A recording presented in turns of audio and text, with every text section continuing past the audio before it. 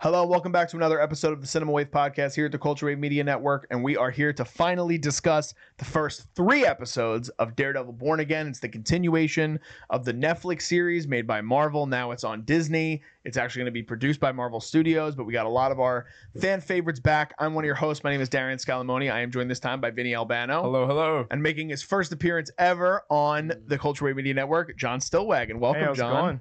It's a pleasure to have you here. Excited to talk about this. So I recorded a solo of the first 2 episodes of this. We had technical difficulties, so I said, why not just bring it to the table with a bigger crew and we can discuss all 3 episodes. So we're going to try to do that in as timely of a manner as possible. Obviously, the people tuning in have been waiting to hear us talk about Daredevil. So let's just go broad thoughts, non-spoiler for all of us on this show. Vinny, I'll start with you. Okay. We're through 3 episodes, Daredevil Born Again. A highly anticipated show for a lot of people, the continuation of the Netflix series, obviously. So what are your broad thoughts, non-spoiler? Yeah, so I'm just gonna come right out the gate. I don't hate this show. I really don't. I do think it is a well-made show. Thus far, 3 episodes in, time can change that. But there's a lot of hype online, a lot of high praise. I mean, on IMDb, they have an 8.8 already. And every episode is almost near, if not a 9 out of 10. I don't think it's that deserving of that praise. I'm a big fan of the original Netflix series. I am undecided, kind of leaning more towards negative, towards my feelings towards the presentation of the show overall. Just kind of how all the technical elements come together to kind of execute this director's vision. Each episode has a different director, but Michael Castorella directed episode 2 and 3, which, correct me if I'm wrong. But yeah, I'm in the middle right now. I'm in the middle. I can't really decide. I think that there's some really great moments of writing, but there's a lot of moments specifically with the presentation and how the series goes about telling its story through the medium that I'm not really clicking with. Yeah, so I'm in the middle right now. Okay, John, What about you? Okay, I would agree with. I'm more on Vinny's end where I'm not loving it so much, but I think I'm a little higher than you. I think it's been great to have Matt back, and I honestly think that this is a little more promising than a lot of what else Marvel's been doing recently with a lot of its other shows. I think talking about a lot of the other Marvel Studio projects recently, this might be my favorite television show, if not up there. But I still think it has tons of flaws, a lot technically wrong with it, which I'll talk about later. But from the fight choreography to the cinematography and the editing, I think I have some problems with that. But overall, I think I just need to see more, which is not what I want to be saying 3 episodes in, because now we're almost 3 hours worth of content into this show, and I still can't decide how I feel on it. I think it's fair. Yeah. So I'm probably in the minority in terms of I'm really enjoying the show. I also was a fan of the Netflix series. 100% honest. I had seen the first 2 seasons on Netflix. I tried to binge it, and I rewatched all of season 1. Didn't get to season 3 before I started this. I did watch a recap. Season 3 is by far the best season. It's my favorite season. And I know for the intro of a certain character, which when we start talking spoilers in a few minutes, we'll talk about specifically who, but I had to learn a lot of his story through recap, which sucks. But I will say there are aspects of it, again, the action sequences, they do a lot of trickery in terms of how they're trying to do a lot of that in the beginning, and that I can totally understand. But I think, and John, I think you touched on this a little bit, which it could be fair or unfair. It's the best thing Marvel's done in quite a while. And it's really about the layered characters that is important to me, because something that Marvel doesn't always do well, Daredevil seems to always do well. And that's a credit to the writing. That's a credit to the fact that they brought back all the characters when initially they weren't sure if they were going to do that. Having Matt back, having Foggy back, having Fist back, obviously, and introducing new characters that feel like they fit the world. Michael Gandolfini as Daniel Blake, I already love. He just fits the aura of New York. He's a perfect casting, especially for his role. I really like Margarita Levieva. She plays Heather Glenn. I don't know if either of you guys have ever seen The Deuce. It was a show on HBO. No. With James Franco. James Franco. Yeah. She is fantastic in that show. And she was wasted in The Acolyte, which is a terrible show as it is. But so I like the way that they're kind of intermingling the characters, and we haven't seen a Marvel show do that in a while. The only show that I have liked through the opening as much as I've liked this, probably Loki. Obviously, I'm a huge fan of Loki. WandaVision, and then I really liked how they started Moon Knight. It goes down, it kind of tapers off. But I'm really enjoying the start of this. I actually really liked the first 2 episodes.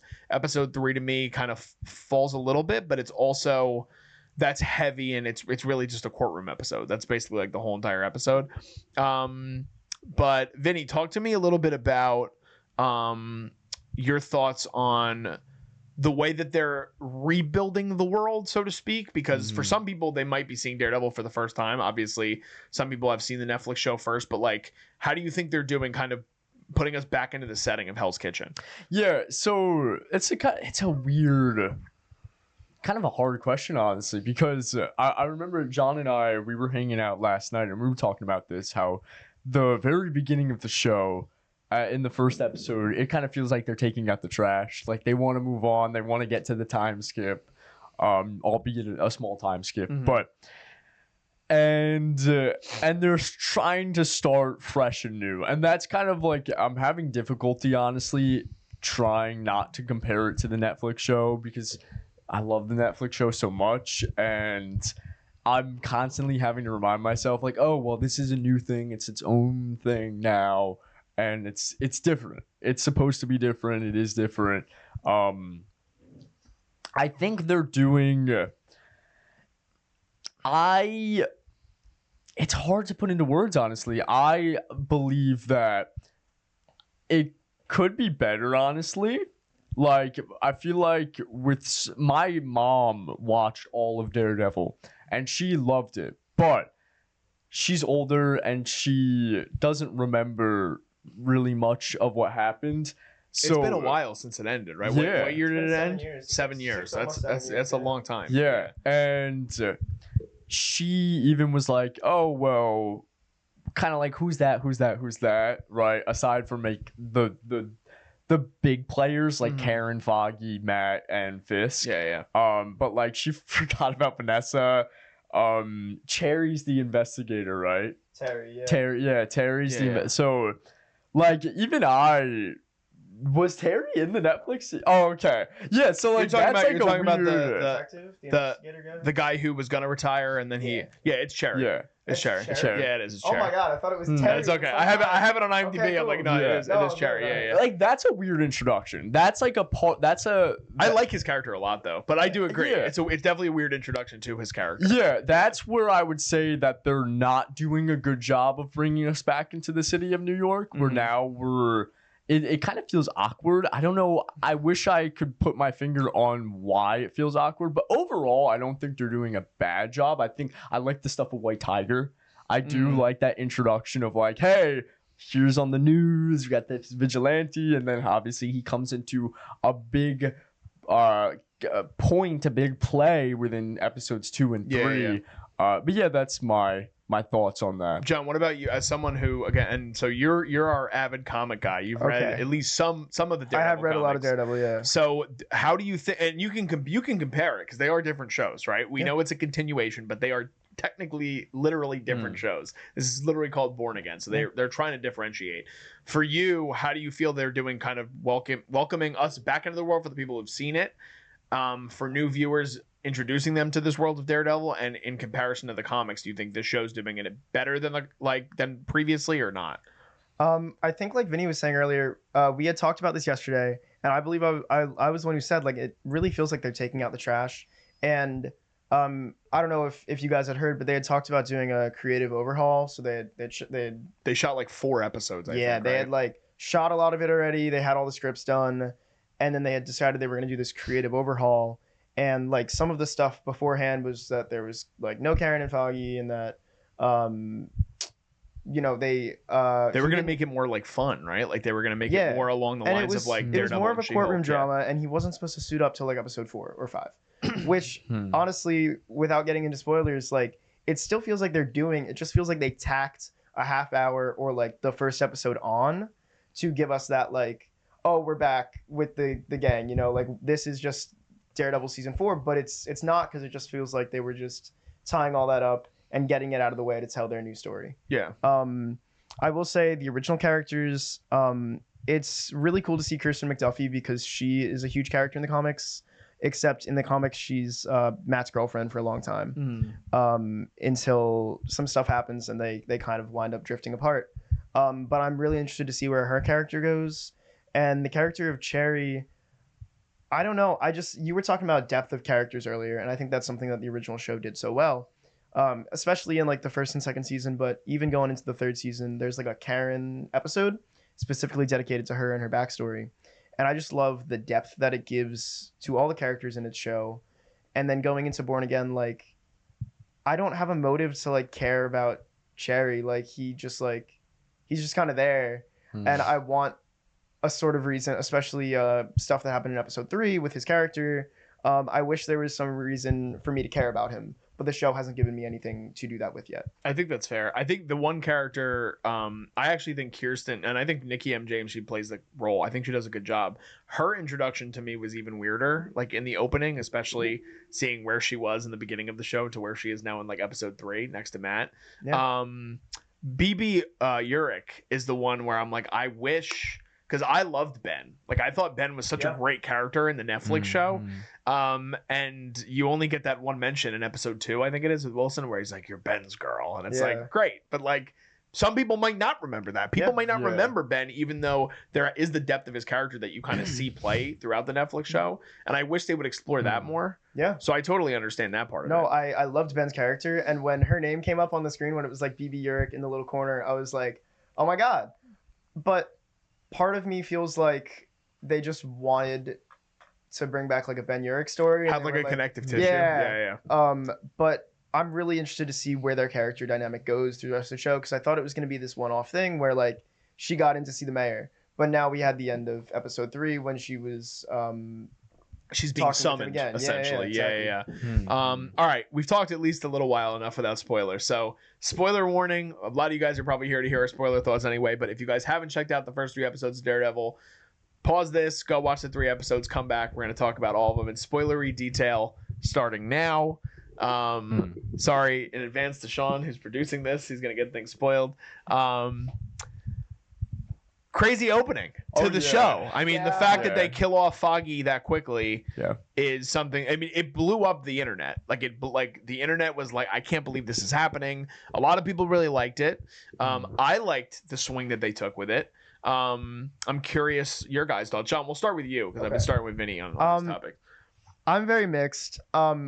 Also, just a little tidbit, when you said like the internet was blowing up, it was crazy the amount of spoilers I was seeing in like the first day of it being out. That is the shitty part of it. Yeah. And like, especially I knew that Vinny wasn't gonna watch it for a few days, and I was like, oh my God, I hope he doesn't get spoiled. And you didn't, right? I didn't. We talked about which is incredible. I couldn't believe. Yeah, it was like a week. You almost waited like nearly a week, and I was like, there's no way.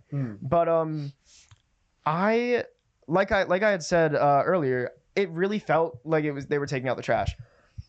But on the flip side, I do really like it as like we need something big to shake up Daredevil and like give us a reason to bring back the show and kind of change the game. And that was a great reason to kill off Foggy, because it's like, what's the biggest, worst thing that could happen to in his life? And it's either losing Karen or losing Foggy. What I didn't like, and why I feel like it's taking out the trash, is not only did we lose Foggy, but then they shipped Karen off to San Francisco and they put Bullseye to life in prison. That's like almost all of our putting like a finite end to the Netflix show. Yeah, it's like all of our big characters from the original show swept under the rug, gone.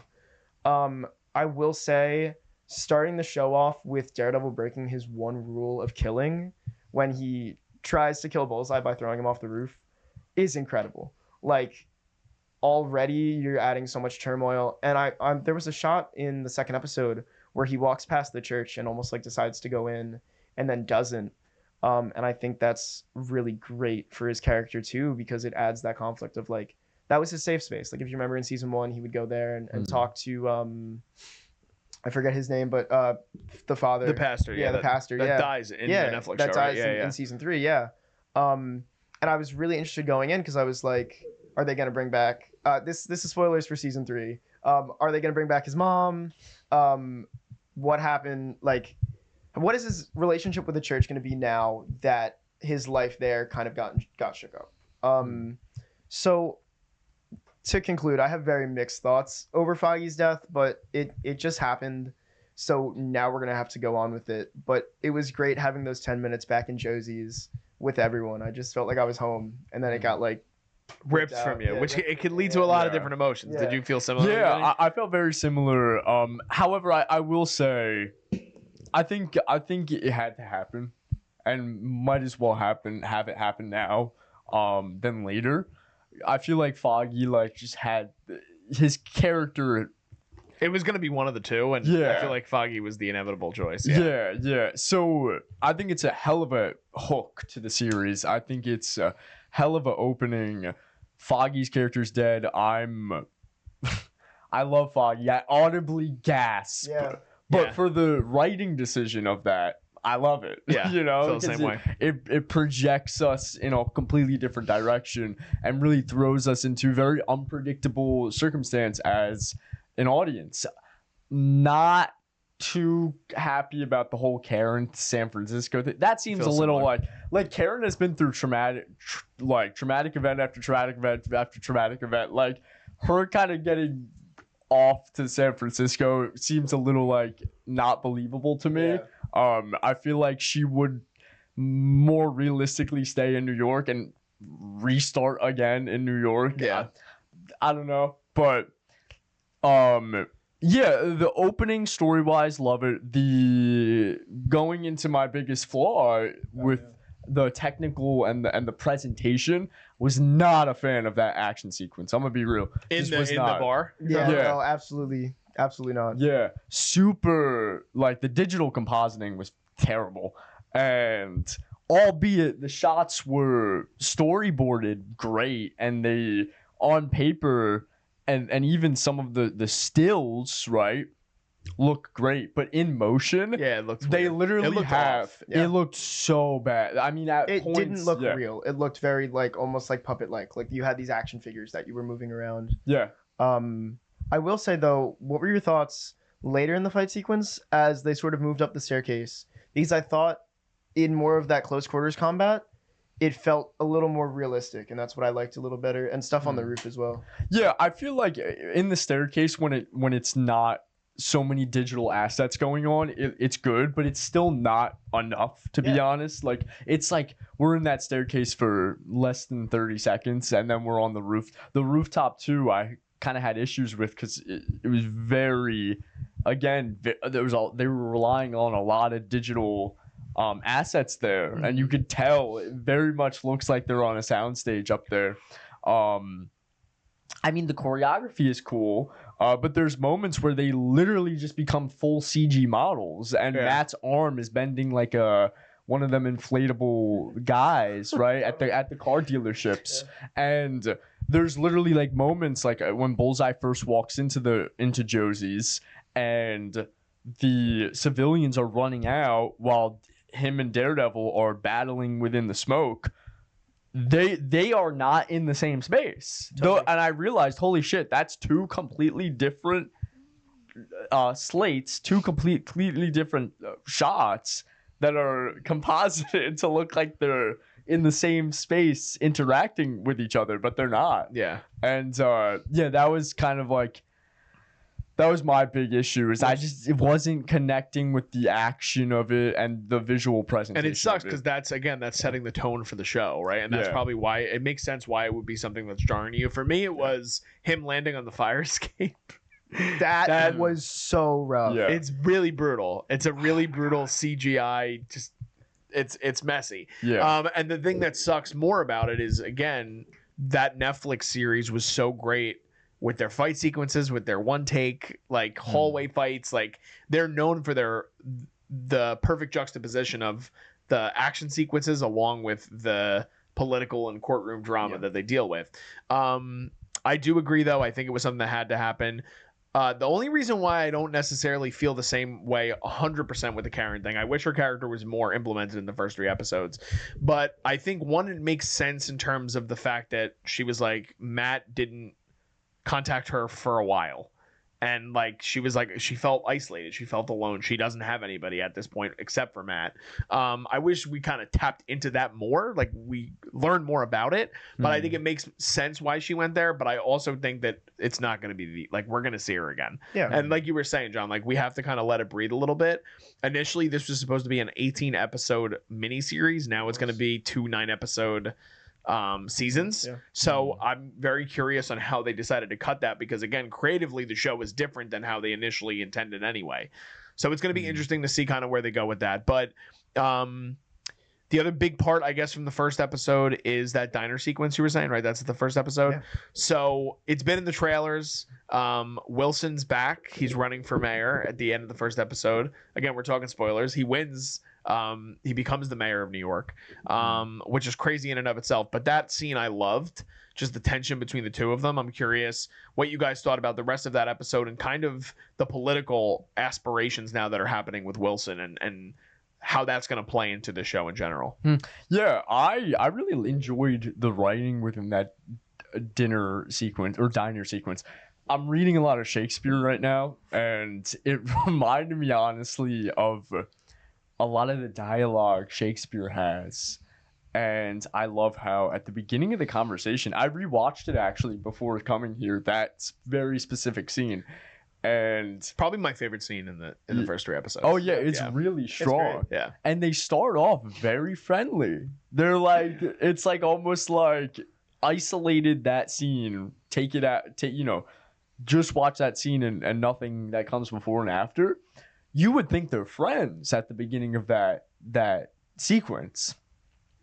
And then it evolves and they're kind of like, he even says that line, I don't want to spar with you, Matt. Right? But to us, they're literally talking about punching each other. But in a sense, it's also meaning that they don't want to spar within their verbal exchanges. Yeah.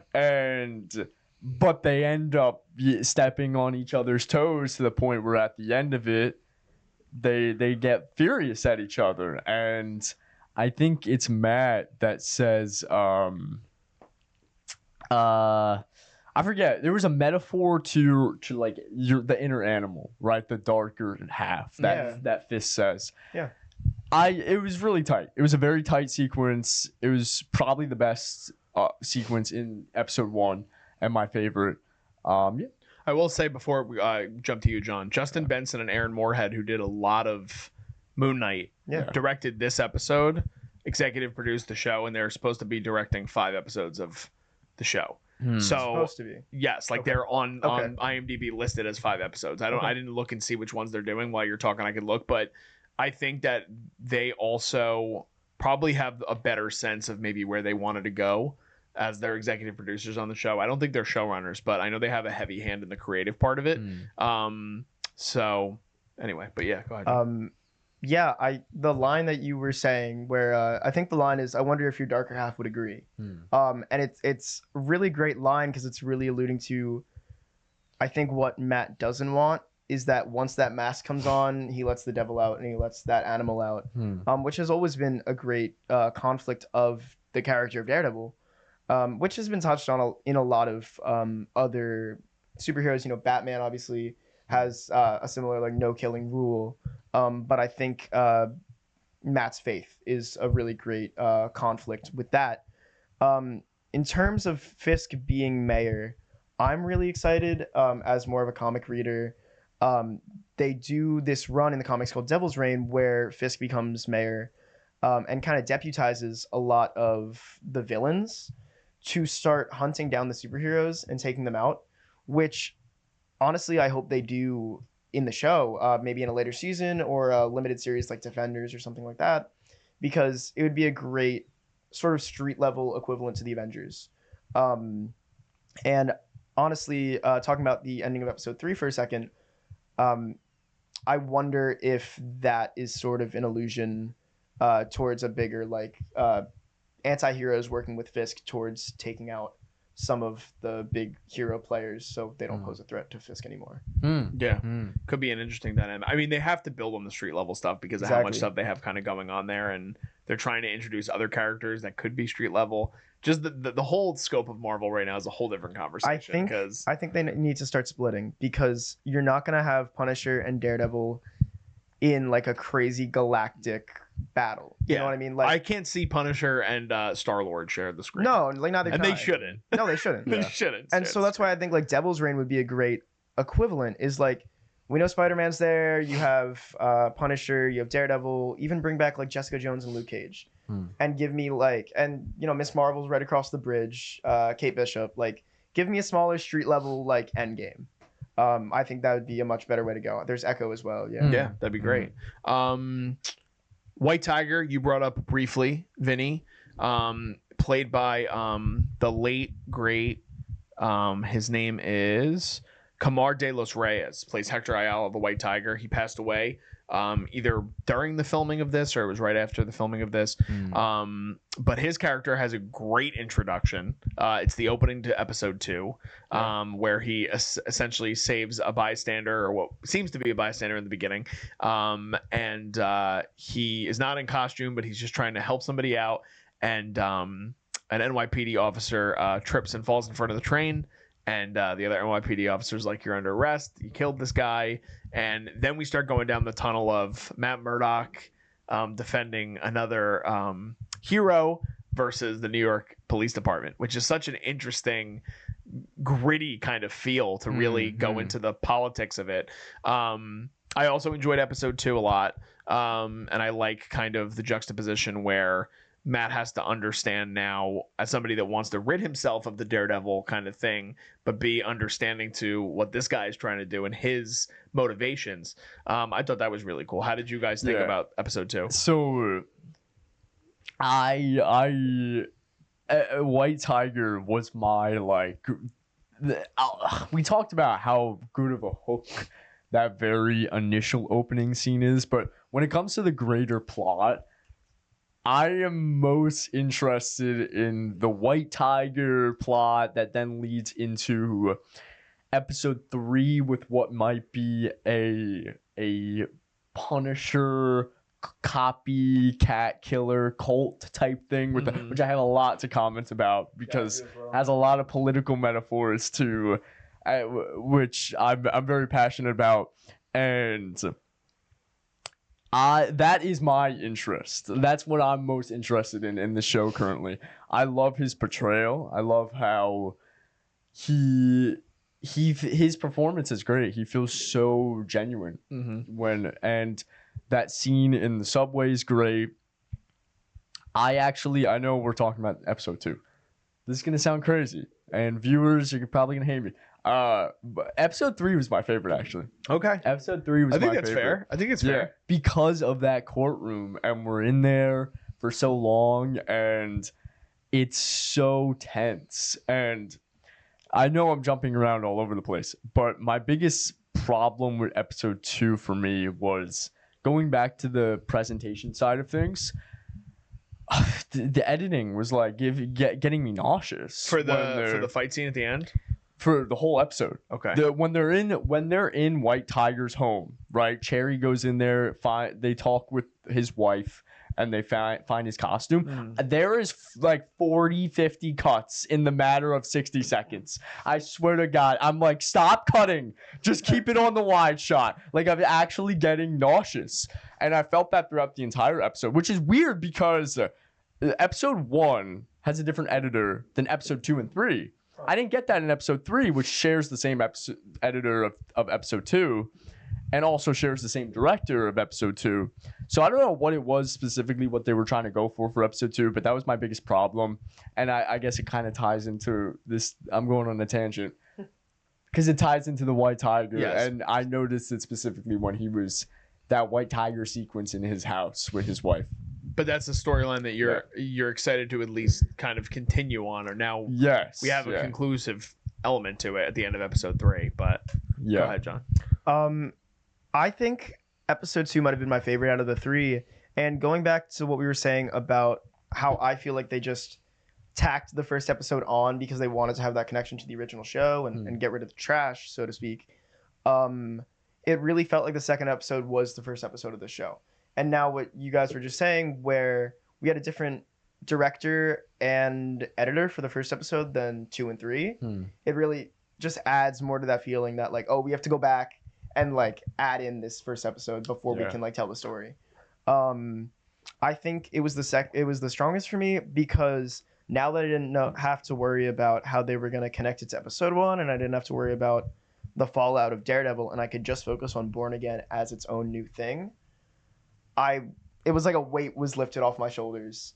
I think, like we were saying, Hector Ayala is his actor was so full of emotion and so very like raw. Like I was saying about these characters feeling a little more 2D and not, I don't care about them as much. I was immediately sold on his character just because of his performance, and what the courtroom really hinged on, in that even if he wasn't dressed up, he didn't have his amulet or whatever, he still did the right thing and went to go save this man. So that really sold me on his character. And then the other, I think, strongest part of this episode was the fight sequence at the end, because we had that for the only other fight sequence we've seen is the beginning of the first episode, and I didn't like it because it felt very CG. It felt very not real. And another thought I had is we were talking about the fire escape. Just really quick, I don't think him swinging on the billy clubs works in live action. It's a great thing to have in the comics. Every time I'd read it in the comics, I'd be like, that is hella unrealistic, but I'll go with it. But it just does not. There was not a single shot when he did it that I thought it worked. Yeah. But the end of episode 2 was like, all right, I feel a little better. I feel a little bit more like we're back, because you had the gritty real. It was just, they were just trading punches, and it was bloody, and it felt raw, gritty, and real, which is how Daredevil should feel and how we felt in the original show. Yeah.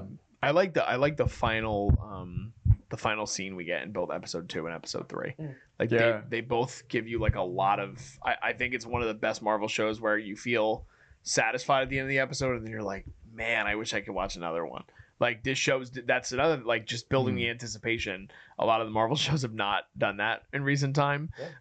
Just the emotion that you get from Matt after he finally gets into a physical altercation for the first time in a year, and he's just like lets it out. It's just awesome. And I love, we haven't really talked so much about, which again, people gush about it all the time, but Charlie Cox is just so great as Matt, and Vincent D'Onofrio obviously as Wilson. Like there's not a lot of people that can do it to the level that they're doing it, and the verbal sparring that they do in the diner scene and the physicality we're seeing with Matt in this scene. And Hector Ayala is a big part of Matt's story thus far in this season. And I think that the ending of episode 3, which Vinny talked about, which we can sort of transition into, we know Punisher's coming. We've seen there were set photos literally leaked of John Bernthal, so we know what's happening. He's been confirmed for the show. And I always like I haven't watched season 3, so I want to go back and watch it because I want to experience it. I always really liked season 2 of Daredevil, and I think I'm like in the latter. I feel like a lot of people don't love season 2. Season 2 is my least favorite. Yeah. Just because it gets more mystical, whereas the rest of the show is, like I was saying earlier, very more gritty and real. Yes, and my favorite parts of season 2 are the Punisher bits. And I think John Bernthal to me is one of the most perfect castings I've ever seen in a comic book adaptation. So I'm really excited to see what happens with him in this kind of task force or whatever it might be. Yeah. In terms of the Punisher thing, you want to go into it? So he's antsy. I have my theories. He's not involved. The Punisher is totally not involved in this. And I think it's the showrunners are taking from real life. Because we see that military and police use the Punisher logo as a means of I can't find the word, but it's a creed. Yeah, and it's really to just say that they agree with what he does, which is absurd. It's the polar opposite. Insane. Yeah, because literally I think of I forget the dude's name, the real life American sniper. Chris Kyle. Yeah, Chris Kyle was the guy who started that trend, right? He wore the Punisher logo on his uniform, and then all of a sudden, all military people and cop lovers and whatnot, they all started wearing Punisher logos everywhere. I see it on cop trucks. Right, they have it on the back of their trucks when I'm driving and shit. Right, and it's so. I'm very passionate about this because as an anime fan, this happens all the time where characters are established of like having an ideology, and then fans are like, "Oh, I'm gonna take that and twist that." Adopt it to my own life and adopt it to my own life, even though that they're completely misunderstanding the ideology of the character. And it's totally playing into that. We see all the cops have the tattoo, and it's a tattoo of the Punisher logo, but it has like an American flag. And then we see graffiti and it has the word triggered, which very reminds me of a lot of people who they're on social media, they have the Punisher logo, and they'll be like, I'm gonna say what I want to say. You're gonna be triggered, right? Trigger warnings? No, right? It's those type of people.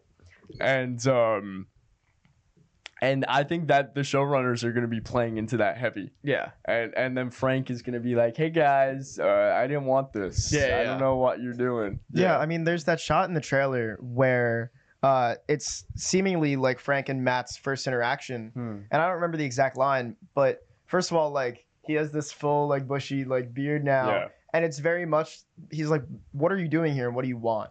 Like, it very much feels like Punisher's not in hiding, but he's kind of not living that life right now, is how it assumed to me in the trailer. Yeah. And that Matt's going to seek him out and drag him out of hiding for whatever's going on.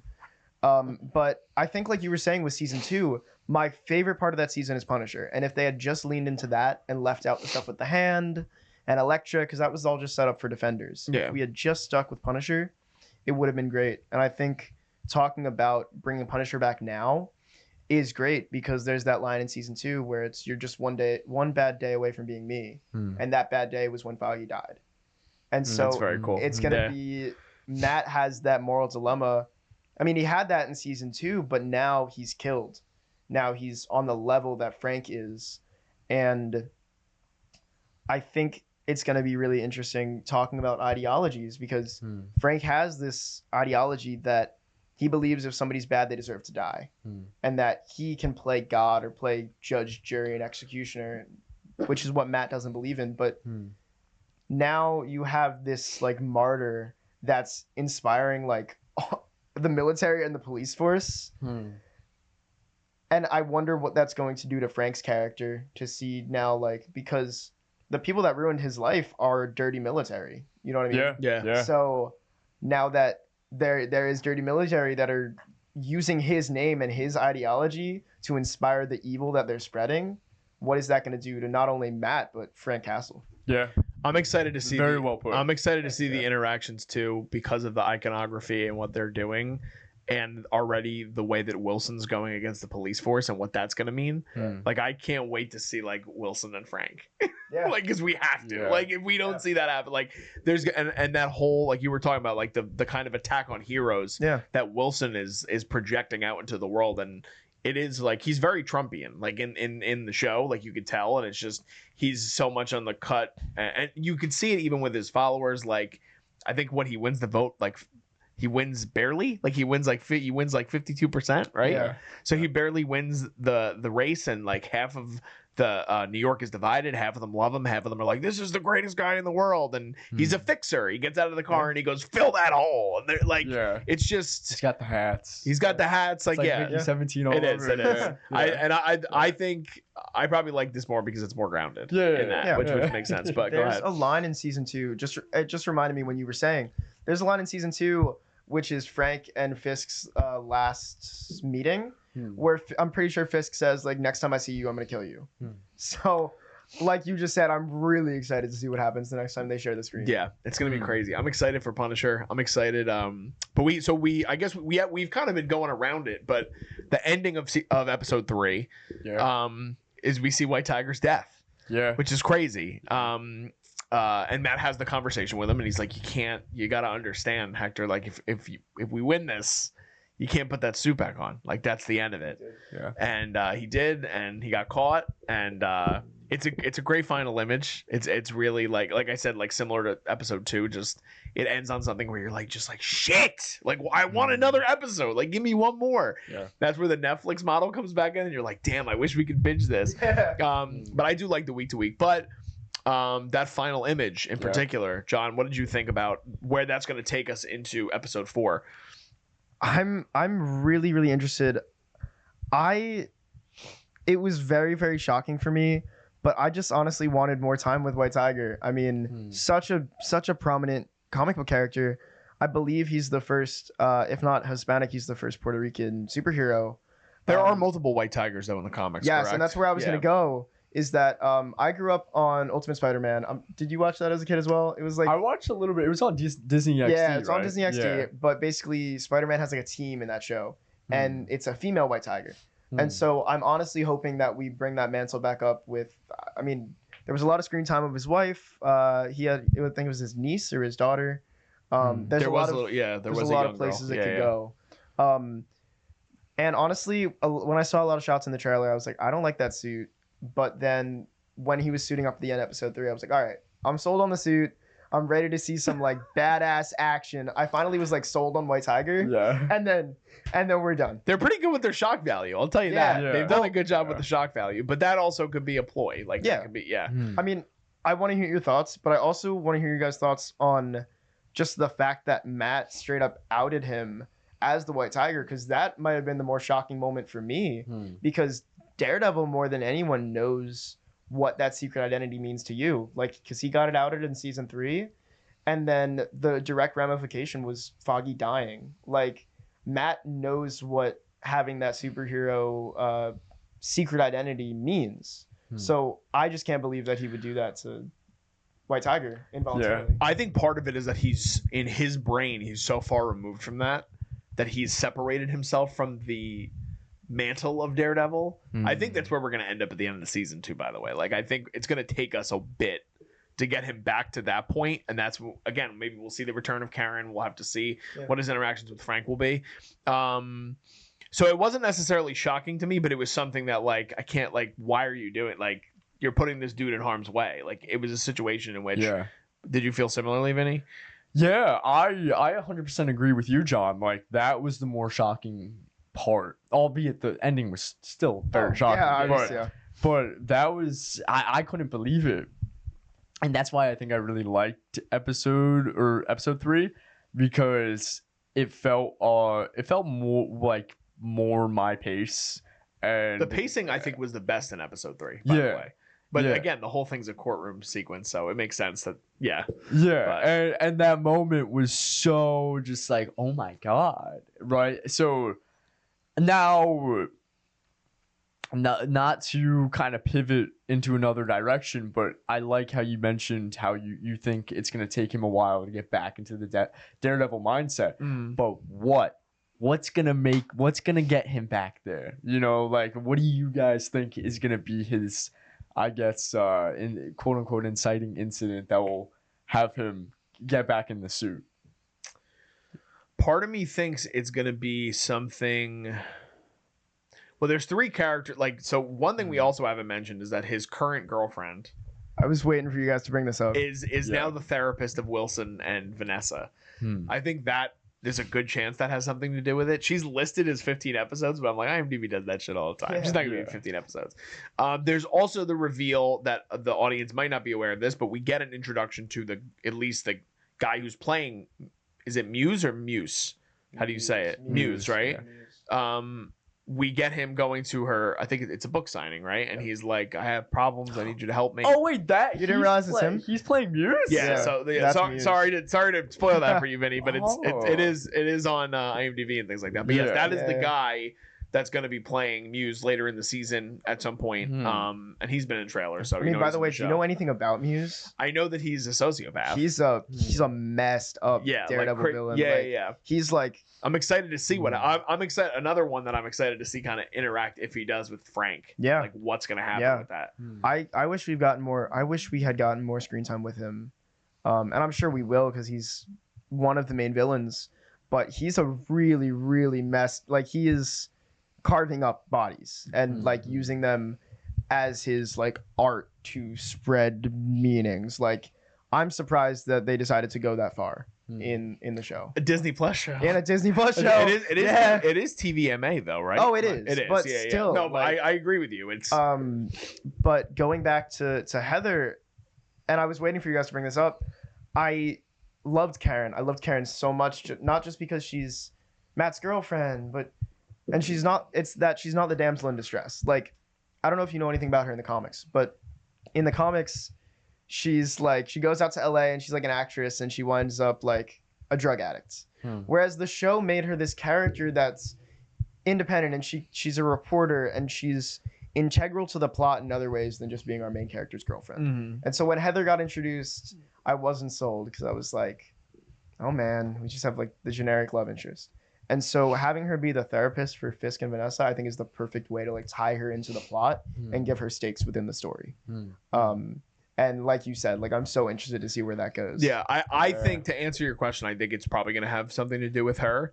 I do think there could be a way in which it is something that Muse maybe eventually does, and then Matt thinks it's a Wilson thing. Yeah, he thinks Wilson is the one that's doing it, because I do think Wilson is the one that has to be the driving factor, or it could be Muse. And he's like, this is the most fucked up person I've ever had to deal with in my life. I thought I had it bad with Wilson. I thought I had it bad with Frank. I thought I had it bad with Bullseye. And it's like, and this dude is like the worst of the worst. So I would say it's between those two. I just don't know. It's too early to kind of speculate. I think we need to still get to at least next week. I mean, it's going to be 9 episodes this first season. And they started filming season 2 already. We're also getting a one-shot episode for Frank Castle. Yes, it's a special. That was what I was trying to tell you the other night. So Punisher's getting his own special that he also, I think, co-wrote and he produced it. Yeah. John Bernthal. And he has like already come out in interviews and said like, this is the Punisher story that needs to be told. Yeah, and I think it comes out in around Christmas. I think they said it. I don't know if it's a Christmas themed thing, but I know they're filming. Like he's filming the Odyssey right now. So I think after that maybe he'll come back and film. But I want to hear your thoughts on what you think potentially it could be. And I wanted to circle back from what I said earlier. Justin Benson and Aaron Moorhead are only slated for this season to do the premiere and the final 2 episodes. So big, the heavy duty lifting. But go ahead, Vinny. Yeah. So, I mean, just the general thoughts. You guys, I think, covered most all of it really, and you guys put it really well together. I'm excited to see Frank again. I'm very curious just how it's gonna play out. When it comes to Muse, I feel like now that I know I didn't know that kid was playing him, because when I saw him I was like, oh, that's a school shooter. I was like perfect casting. I was like is this guy gonna be like, because he's giving off those vibes, you know. So now that I'm blanking on Heather. Yes. He most definitely might, do something to Heather that's gonna have Matt snap again. We've also seen Fisk, use Fisk is like this. It's a master manipulator. He's this puppet master. So I think he's gonna use Muse like he used Bullseye in season 3, and how he also was involved with the Punisher and all the other minor antagonists in the Netflix series. I think he's most definitely gonna use Muse too. Yeah. It's gonna be crazy. There's a lot to speculate on. We've been going for a while. Any last thoughts on the first 3 episodes? John, you had something? No.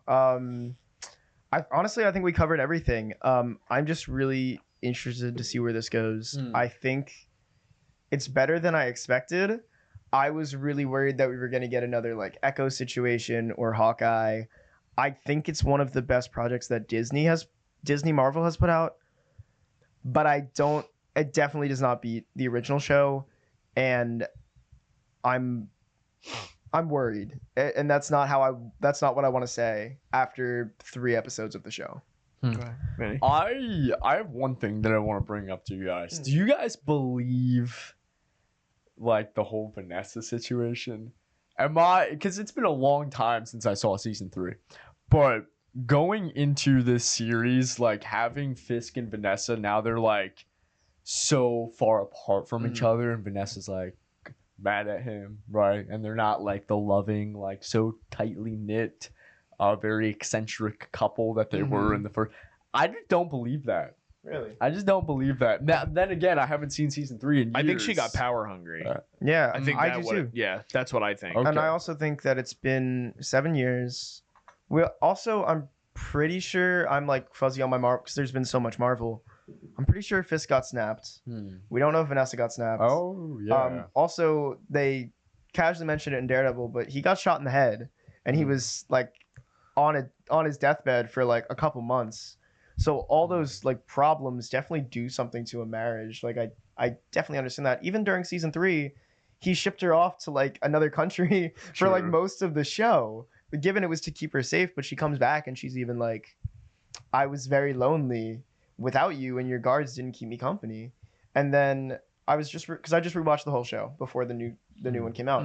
And in the final episode, when they're in the apartment, Vanessa is saying these things like, I want to know your other life. I want to be part of your other life. And if I remember correctly, in the final battle, she's even like egging on Fisk and egging on Bullseye, and she's manipulating Bullseye to like go after Daredevil. So it's very realistic for me to see why she would be power hungry, and to see how she would go into taking Fisk's spot in this criminal enterprise, because I think the seeds were laid in Daredevil.